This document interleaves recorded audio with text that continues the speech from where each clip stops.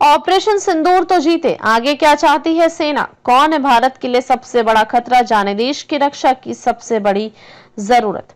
Operation सिंदूर में पाकिस्तान और चीन की गहरी मिलीभगत सामने आई, इसलिए भारत को अपने रक्षा बजट को डीजीपी का कम से कम 2.5% तक बढ़ाने की जरूरत है।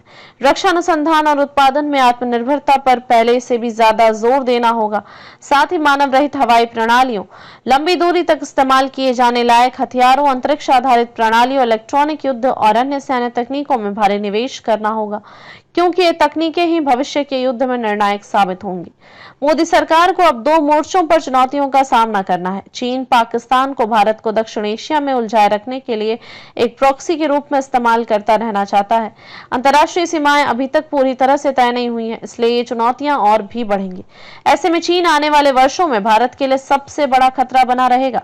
एक शीर्ष सैन्य अधिकारी ने TOI को बताया, भारत को एक महाशक्ति से निपटना है जो एक सैन्य प्रतिद्वंदी पाकिस्तान को सक्रिय रूप से समर्थन दे रहा है। हमें अपनी पारंपरिक और परमाणु क्षमता को मजबूत करते रहना होगा। इसका मतलब है कि हमें अपनी सेना को और भी शक्तिशाली बनाना होगा ताकि कोई भी देश हम पर हमला करने की हिम्मत न करे। पाकिस्तान ने 7 से 10 मई के बीच हुई लड़ाई में चीन के कई हथियारों का इस्तेमाल किया। इनमें J-10 लड़ाकू विमान शामिल थे जो PL-15 मिसाइल दाग सकते हैं। HQ-9 air defence missile battery भी इस्तेमाल की गई। इससे पता चलता है कि चीन और पाकिस्तान के बीच कितनी गहरी साठगांठ है।